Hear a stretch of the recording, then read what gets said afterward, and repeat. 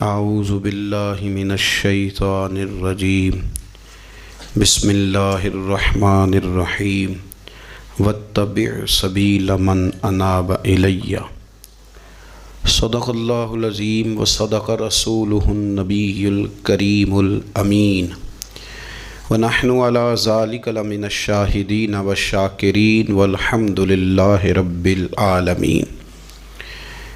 ان اللہ وملائکتہ یصلون علی النبی یا ایہا الذین آمنوا صلوا علیہ وسلموا تسلیما۔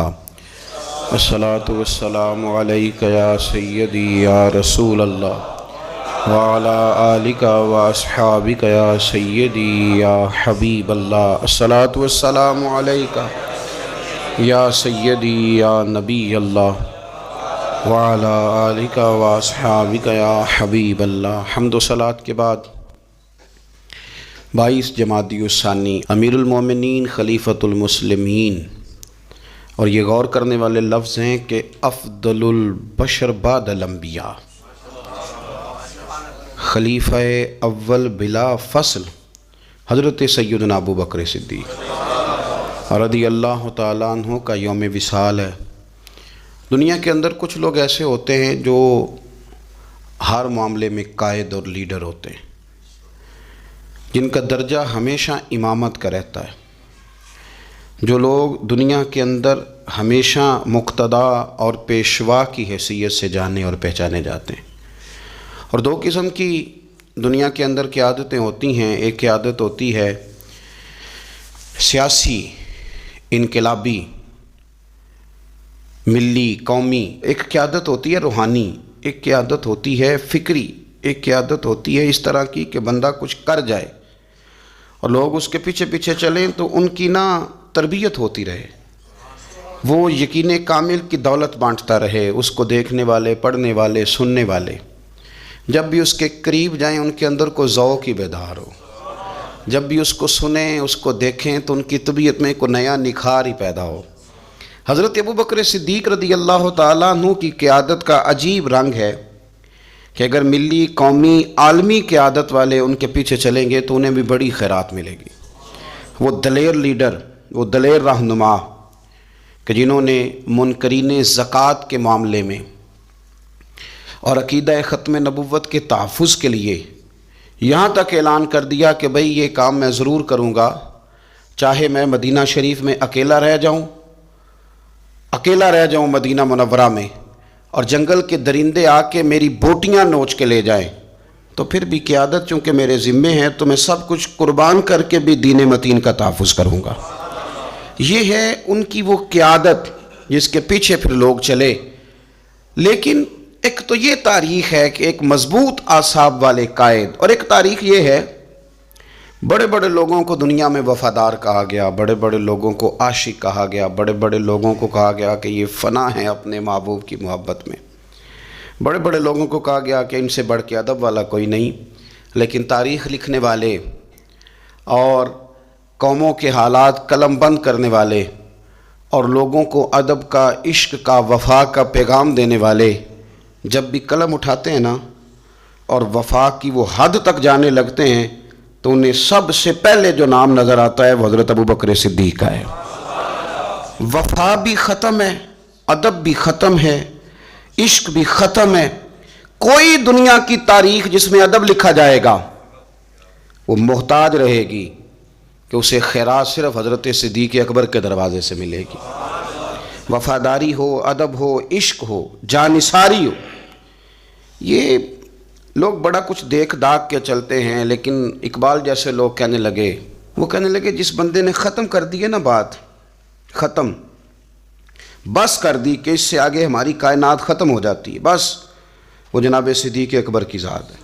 انہوں نے لوگوں کو بتایا کہ ہماری دنیا شروع بھی مدینے والے محبوب کے قدموں سے ہوتی ہے اور ختم بھی مدینے والے محبوب کے قدموں میں۔ صدیق کے لیے ہے خدا کا رسول اور بس، ختم ہو گئی بات۔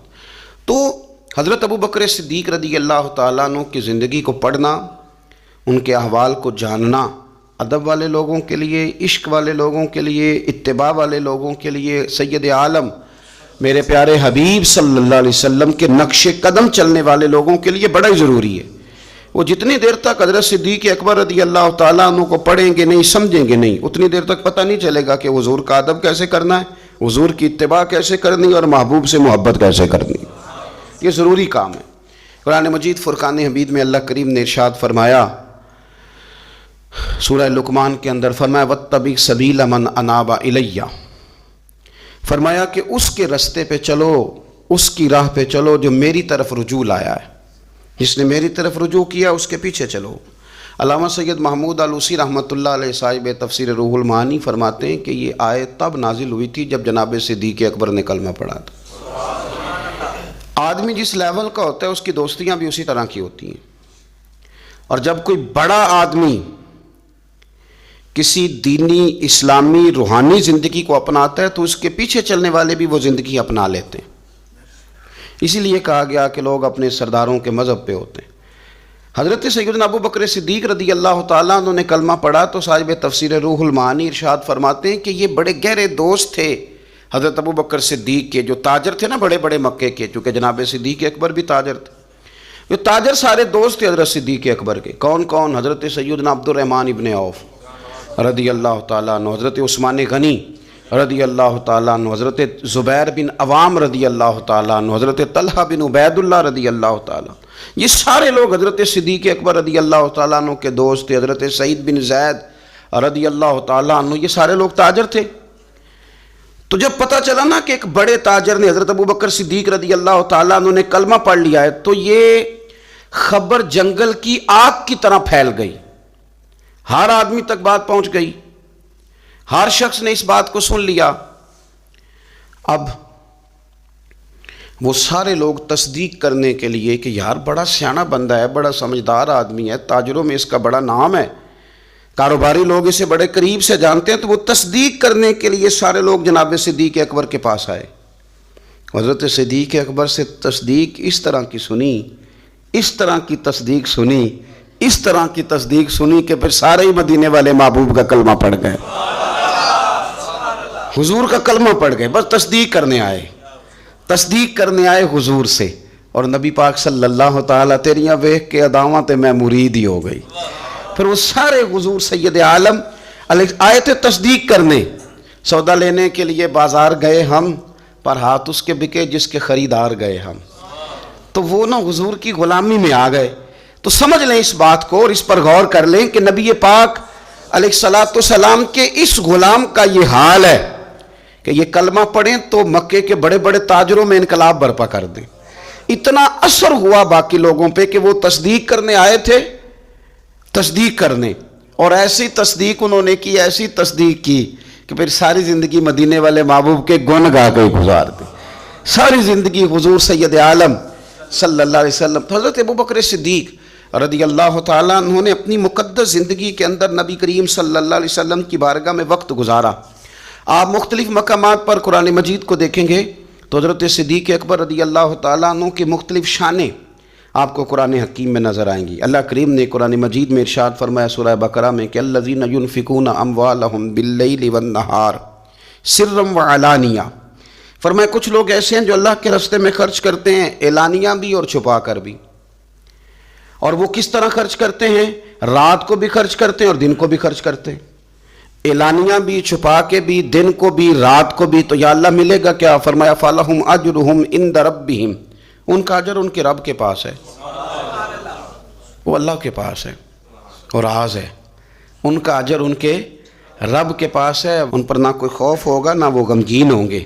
یہ وہ لوگ ہیں جو رات کو بھی خرچ کرتے ہیں، دن کو بھی خرچ کرتے ہیں، اعلانیہ بھی خرچ کرتے ہیں، چھپا کے بھی خرچ کرتے ہیں. تفسیر روح المعانی ہی کو آپ دیکھ لیں تو علامہ سید محمود آلوسی اندلسی رحمۃ اللہ علیہ فرماتے ہیں کہ حضرت صدیق اکبر کا ایک دفعہ خرچ تو ہمیشہ کرتے رہتے تھے، ایک دفعہ ارادہ بن گیا. اس آیت کے شان نزول میں لکھتے ہیں ایک دفعہ ارادہ بن گیا کہ میں نے 40,000 دینار خرچ کرنے اللہ کی بارگاہ، اور کرنے اس طرح ہے کہ دن کو بھی خرچ کرنے. اور اگر کوئی آدمی رات کو لینا چاہے تو اسے یہ نہ محسوس ہو کہ یہ تو صرف اجالے میں دینے والے ہیں. اگر کوئی رات کی تنہائی میں لینے آئے گا تو اسے بھی دیں گے، خرچ کریں گے اللہ کے راستے میں. اور 10,000 دینار، 40,000 کل دینے تھے، 10 خرچ کیے دن کو، 10 خرچ کیے رات کو. 10 اس وقت خرچ کیے جب ساری دنیا اعلان ہوتا ہے نا چندے کا تو سارے دے رہے ہوتے ہیں. 10 اس وقت خرچ کر دیا 10,000 دینار, اور پھر 10 چھپا کے خرچ کیا, 10 چھپا کے بھی خرچ کیا. یعنی اس وقت بیچ مجمع کے بھی دینا بعضوں کا بہتر ہوتا ہے کہ دوسروں کو بھی رغبت ہوتی ہے, کیونکہ ایک بندہ اگر کہیں خرچ کرتا ہے تو پھر دوسرے بھی دیکھ کے خرچ کرتے ہیں. تو جب سب دے رہے تھے تب بھی دیا, اور جب کوئی نہیں دے رہا تھا تو تب بھی دیا, اور دن کو بھی دیا اور رات کو بھی دیا. تو رب کریم نے پھر اس کا ذکر قرآن مجید میں فرما دیا. تو حضرت ابو بکر صدیق رضی اللہ تعالیٰ عنہ کی حیات مبارکہ کو آپ پڑھیں, اس پر آپ غور کریں. ایک مقام نہیں, درجنوں مقامات آپ کو ایسے ملیں گے. اسی طرح امام فخر الدین رازی رحمۃ اللہ علیہ تفسیر کبیر میں فرماتے ہیں کہ یہ جو آیت ہے نا, ان الذین قالوا ربنا اللہ ثم استقاموا تتنزل علیہم الملائکہ, بے شک وہ لوگ جنہوں نے کہا کہ ہمارا رب اللہ ہے پھر وہ اس پر قائم ہو گئے تو ان پر فرشتے اترتے ہیں. اور فرشتے کیا کہتے ہیں؟ اللہ تخافوا ولا تحزنوا, خبردار خوف نہ کرو, غم نہ کھاؤ.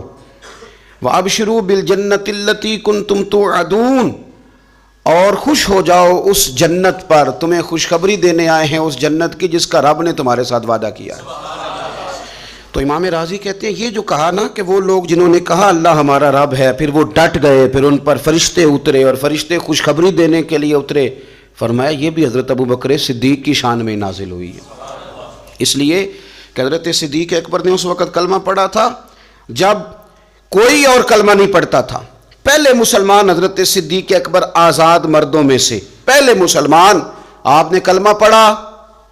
رش دیکھ کے تو بھائی عام جگہ پہ بھی بڑے لوگ آ جاتے ہیں, لیکن تنہائیوں میں ابتدا میں بالکل شروع میں جس ہستی نے صرف جلوہ والضحیٰ دیکھا. آج لوگ بڑے جمہوریت پسند ہیں کہ ساری دنیا جدھر جائے گی ہم نے ادھر جانا ہے, جدھر رش زیادہ ہوگا اس وقت ہم چلیں گے. لیکن حضرت ابو بکر صدیق رضی اللہ تعالیٰ عنہ اس وقت کلمہ پڑھا جب اسلام پر تنہائیاں تھیں, غربتوں کا دور تھا. انہوں نے یہ نہیں دیکھا کہ ساری دنیا کدھر ہے, انہوں نے یہ دیکھا کہ میرے محبوب کی رضا کدھر ہے. اور پھر اس پر انہوں نے تکلیفیں برداشت کیں. تکلیفیں پلیٹ میں رکھ کے نہیں غلامی مل جایا کرتی, تکلیفیں برداشت کی, مار بھی کھائی, مال بھی دیا, تکلیف بھی سہی, تانے بھی سہے, باتیں بھی سنی, قبیلے کے اندر سے بھی مخالفت ہوئی, باہر سے بھی مخالفت ہوئی, وہ ڈٹے رہے. تو آپ فرماتے جب یہ ڈٹ گئے نا تو پھر میں نے بھی ان کی مدد کے لیے فرشتے نازل کر دیے. پھر اللہ تبارک و تعالیٰ نے انہیں کوئی لاوارث نہیں چھوڑا, پھر ان کی مدد اللہ نے اپنے فضل سے فرمائی. تو حضرت صدیق اکبر رضی اللہ تعالیٰ عنہ کی مقدس حیات مبارکہ, اس پر بے شمار فضائل میں آپ کو احادیث ملیں گی, بے شمار آپ کو آیات بینات ملیں گی. سمجھنے کی چیز یہ ہے کہ ان کی زندگی کو دیکھا جائے, پڑھا جائے. میں نے بڑا غور کیا ہے, جتنا کو میرا محدود سا مطالعہ ہے, جتنا کو میں فہم اور علم رکھتا ہوں, میں نے بڑا غور کیا ہے اور بڑی باریکی سے کیا ہے, اور ان کی زندگی کے شب و روز کو بار بار پڑھا ہے. اور وہ جتنے پیچ و تاب ہیں ہجرت سے لے کر بدر تک اور بدر سے لے کر فتح مکہ تک, ہر میدان, ہر جگہ, ہر کوچہ, ہر نگر, تو ایک ہی بات سمجھ میں آئی ہے کہ جس طرح پروانہ چراغ کے گرد گھوم کے زندگی گزار دیتا ہے, گھوم کے زندگی گزار دیتا ہے, روشنی جہاں نظر آتی ہے تو پروانہ ساتھ ہی نظر آتا ہے, کہیں اور دکھائی دیتا ہی نہیں. اسی طرح میرے پیارے حبیب نبی کریم صلی اللہ تعالیٰ علیہ وسلم کی نبوت کی روشنی کے گرد جو پروانہ دیوانہ وار ہمیں نظر آتے ہیں, ان کا نام حضرت ابو بکر صدیق ہے. حضور کی رضا کو پا لینا, حضور کیا چاہتے ہیں اس چاہت کے مطابق کوشش کرنا. جس نے میرے نبی پاک علیہ الصلوۃ والسلام کے ساتھ عداوت رکھی اس کے ساتھ عداوت رکھنا, اسے اپنا دشمن جاننا. جس کے ساتھ میرے نبی کریم صلی اللہ تعالیٰ علیہ وسلم کی غلامی کا رشتہ ہو گیا, جو حضور کا وفادار ہو گیا, اس کے ساتھ دست شفقت پھیرنا, اس سے پیار کرنا. حضور صلی اللہ علیہ وسلم نے خود فرمایا کہ میری امت پر سب سے زیادہ نرمی کرنے والے ابو بکر صدیق ہیں. اس کے ساتھ محبت کرنا, اس کے ساتھ پیار کرنا. اپنی ظاہری زندگی کو، اپنے وجود کو، اپنی خواہشات کو، اپنی اولاد کو، اپنے تعلق کو، سب کو پیچھے رکھ کے سب سے آگے اپنے محبوب کی ذات کو رکھنا، یہ کمال صرف حضرت صدیق اکبر ہی کو حاصل ہے۔ لوگ عمل کرتے ہیں پر مزیدار نہیں کرتے، چل پڑتے ہیں پر پورا نہیں چلتے، رشتہ بناتے ہیں بس سوچتے ہیں کہ اتنا ہی کافی ہے، اتنی زیادہ وفا اور اتنی زیادہ پیچھے چلنے کی کیا ضرورت ہے۔ لیکن حضرت ابوبکر صدیق رضی اللہ تعالیٰ نے جو رشتے بنائے، پھر وہ رشتے نبھائے، پھر انہوں نے حضور کی اس غلامی کو نبھا کے دکھایا۔ کلمہ پڑھا۔ ہمارے ایک بزرگ فرمایا کرتے تھے ابوبکر نے دوستی لگائی تھی مکے میں اور جوان کرائی بدر و احد خندق میں، اور فرماتے ہیں ساتھ نبھائی ہے قبر میں بھی۔ پانی پرنا سہیلیاں تے رنگا رنگ کڑے، او پائی اسی تے پریا اس دا جانیے جس دا توڑ چڑھے۔ اور بڑی احتیاط کے ساتھ، بڑی احتیاط کے ساتھ، بڑی احتیاط کے ساتھ، اگر انہوں نے کبھی مشورہ بھی دیا نا، ایک جنگ کے موقع پہ حضور نے مشورہ مانگا تو عرض کی حضور آپ جیسے حکم کریں گے ہم ویسے ہی حاضر ہیں۔ اگر کبھی مشورہ مانگا بھی تو انہوں نے بڑا محتاط ہو کے بڑے احتیاط سے، کوئی زیادہ رائے نہیں، اس لیے کہ جس سے پر اعتماد زیادہ ہوتا ہے اس کی ذمہ داری بھی زیادہ ہوتی، جس سے محبت زیادہ کی جاتی ہے اس کی ڈیوٹی بھی زیادہ ہوتی۔ سب سیاں رل پانی نو چلیاں، کوئی مڑ سی پر کے، تے جنہاں نے پر کے سر تے چایا وہ قدم رکھن ڈر ڈر کے۔ انہیں پتہ تھا مجھ پر اعتماد زیادہ ہے، تو ان کی ذمہ داریاں، اس کا انہیں احساس، وہ ہر جگہ۔ یار بات کو سمجھو نا، اگر مدینے میں کوئی جنازہ ہے تو ابوبکر صدیق اس میں بھی پہلے نظر آتے ہیں، اگر مریض کی عیادت کرنی ہے تو صدیق اکبر اس میں بھی پہلے نظر آتے ہیں، اگر کسی جگہ کسی غریب کی مسکین کی خدمت کرنی ہے تو صدیق اکبر وہاں بھی پہلے نظر آتے ہیں، اور میرے مدینے والے محبوب نماز پڑھانے کے لیے کھڑے ہوتے ہیں تو صف میں بھی پہلے نظر آتے ہیں۔ انہیں پتہ تھا کہ جنہاں نے پر کے سر تے چایا اور قدم رکھن ڈر ڈر کے، بڑی ڈیوٹی کی، بڑی ڈیوٹی، آخر دن تک ڈیوٹی کی اور کھول کے کی۔ اور حضور سید عالم صلی اللہ تعالیٰ علیہ وسلم کے وصال ظاہری کے بعد بھی حضور کے دین سے، حضور کی اولاد سے، حضور کے صحابہ سے، نبی کریم صلی اللہ تعالیٰ علیہ وسلم کے مشن سے انہوں نے وفاداری والی ڈیوٹی کی۔ اور ابوبکر صدیق رضی اللہ تعالیٰ عنہ کو جب نور والے کفن میں لوگ تدفین کے لیے اٹھا رہے تھے، اور جب ان کی اس وصیت پر عمل کیا جا رہا تھا کہ مجھے فوراً میری قبر کھودنا حضور کے ساتھ، پہلے پوچھ لینا، پہلے گواہی لے لینا، پہلے او لے سجنا اساں توڑ نہیں پائی، اساں جان دتی راہ تیرے۔ حضرت ابوبکر صدیق رضی اللہ تعالیٰ عنہ نے اپنی زندگی وفاداری والی گزاری۔ دعا کریں ہم نے بھی جہاں لگائی ہے نا ہماری نبھ جائے، ہمارا نہ کسی جگہ کوئی ایسا معاملہ نہ بن جائے، ہم نہ نبھانے کے قابل ہو جائیں، کچھ ایسا نہ ہو جائے کہ جس میں معاملہ تکلیف والا ہو، ہم نہ طے کر جائیں۔ بڑی بڑی آندھیاں آتی ہیں، بڑے بڑے طوفان اٹھتے ہیں، بڑے بڑے دھوپ چھاؤں کے معاملات ہوتے ہیں۔ دعا کرو کہ جہاں جہاں ہم پر اعتماد کیا جاتا ہے، پیار کیا جاتا ہے، ہم اسے نبھا سکیں۔ میرے رسول کریم صلی اللہ تعالیٰ علیہ وآلہ وسلم کے اس غلام نے ڈیوٹی اس ترتیب سے دی کہ مشکات میں حدیث ہے، ذرا انداز دیکھیے گا اس روایت کا، ان کی نیکیاں کس طرح گنی جائیں۔ یعنی حضرت ابوبکر صدیق رضی اللہ تعالیٰ عنہ کی عظمت شروع کہاں سے کی جائے، اس عظمت کے لیے عنوان کہاں باندھا جائے، ان کی زندگی کا کون سا پہلو ہے جس کا تذکرہ چھیڑا جائے، اور ان کی وفا کا ذکر کیا جائے، ان کی اتباع کا ذکر کیا جائے، ان کی غلامی کا ذکر کیا جائے، ان کے فنا فی الرسول صلی اللہ علیہ وسلم ہونے کا ذکر کیا جائے، کہاں سے بات شروع کی جائے۔ میں نے تفسیر روح البیان دیکھ رہا تھا، یعنی کچھ باتیں ایسی ہیں کہ یہ موقع نہیں تھا یار، یہاں یہ والی باتیں تو نہیں نہ ہوتی۔ یعنی اماں جب لاڈ سے پتر سے بات کرتی ہے تو روٹین میں کرتی ہے نا، گھر میں بیٹھے کتنا پیارا ہے میرا بیٹا، میرا پتر بڑا بیبا ہے، وہ گھر میں لاڈ سے بات کرتی ہے۔ جب وہ سفر پہ انسان جا رہا ہو یا کوئی ایمرجنسی حالات ہوں تو اس موقع پر لاڈ کی باتیں نہیں ہوتی، اس موقع پر بڑی میٹھی، بڑی شستہ، بڑی الگ تھلگ باتیں نہیں ہوتی۔ علامہ اسماعیل حقی رحمۃ اللہ علیہ تفسیر روح البیان کے اندر فرماتے ہیں کہ جنگ بدر کے اندر نا حضرت ابو بکر صدیق رضی اللہ تعالیٰ عنہ کے صاحبزادے، وہ پہلے بھی آپ نے سنا ہوا ہے، بڑی معروف بات ہے کہ وہ کافروں کی طرف سے آئے تھے لڑنے کے لیے، ابھی کلمہ نہیں پڑھتے تھے، بعد میں اللہ نے توفیق دی وہ بھی مسلمان ہو گئے۔ وہ کافروں کی طرف سے جب آئے انہوں نے للکارا انہوں نے، تو حضرت صدیق اکبر نے نا جلدی سے تلوار اٹھائی اور اٹھنے لگے، کہا یا رسول اللہ مجھے اجازت دیں میں اس کی گردن کاٹ کے لاؤں۔ تو حضور نے فرمایا ابو بکر آپ بیٹھ جائیے۔ حضور وہ للکار رہے ہیں، جس طرح والد کو غصہ زیادہ نہیں ہوتا بچے کی کسی غلطی پر، تو کہا حضور میں نے جانا ہے، ابھی اس کی گردن کاٹ کے لاتا ہوں۔ فرمایا ابو بکر بیٹھ جائیے۔ حضرت صدیق اکبر کی طبیعت کے اندر جب حضور نے وہ جلال دیکھا اور خیال دیکھا کہ اب تو یہ جانا ہی چاہ رہے ہیں، تو حضور نے پھر کیا انداز اختیار کیا، نبی کریم علیہ السلام نے فرمایا ابو بکر بیٹھ جا، تیری ابھی بڑی ضرورت ہے۔ فرمایا تیری وجہ سے ابھی ہم نے بڑے نفع اٹھانے۔ اور پھر حضور نے فرمایا ابو بکر جس طرح میرے لیے میری آنکھیں اور میرے کان ہیں نا، جس طرح میرے لیے میری آنکھیں اور میرے کان ہیں، اسی طرح ابو بکر تو بھی میرے لیے یہی حیثیت رکھتا ہے۔ جس طرح بندہ آنکھوں سے دیکھتا ہے کانوں سے سنتا ہے، اللہ کرے آپ کو سمجھ آئے، آنکھوں سے دیکھتا ہے اور کانوں سے سنتا ہے، فرمایا ابو بکر تو میرے لیے اسی طرح ہی ہے، گویا میں تیری صورت میں ہی تو دنیا کو دیکھتا ہوں۔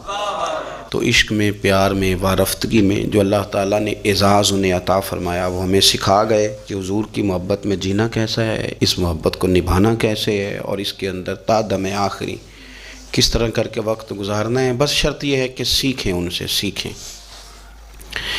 جنہوں نے آج تک فیصلہ نہیں نہ کیا کہ وہ کیا ہیں، وہ دیندار ہیں کہ دنیا دار ہیں، وہ شہری تو ہو کے جینا چاہتے ہیں کہ دیہات کے کلچر میں بسنا چاہتے ہیں، وہ طریقت کے راہ کے مسافر ہیں کہ وہ کوئی سیاست۔ جنہوں نے آج تک فیصلہ نہیں نہ کیا، تو جو فیصلہ نہیں کر سکے وہ نتیجہ کب حاصل کریں گے؟ ہم فیصلہ نہیں کر پاتے ساری زندگی، ہمیں پتہ ہی نہیں ہوتا دراصل ہم کیا ہیں۔ بس زندگی میں جن لوگوں نے فیصلہ کر لیا ہوا ہے نا کہ ہم کیا ہیں، ہم درویش ہیں، فقیر ہیں، صوفی ہیں، ہم دنیا دار ہیں، ہم مال و دولت والے ہیں، ہم سخی ہیں، ہم متقی پرہیزگار ہیں، عبادت کیا ہیں ہم، جنہوں نے فیصلہ کر لیا ہے نا، پھر ان کا سفر بھی شروع ہو گیا، ان کا سفر بھی شروع ہو گیا۔ جب سفر شروع ہو جائے تو پھر کبھی نہ کبھی منزل بھی آ ہی جایا کرتی ہے، لیکن جنہوں نے ابھی تک فیصلہ ہی نہیں کیا تو وہ کس طرح کر کے منزل تک پہنچیں گے۔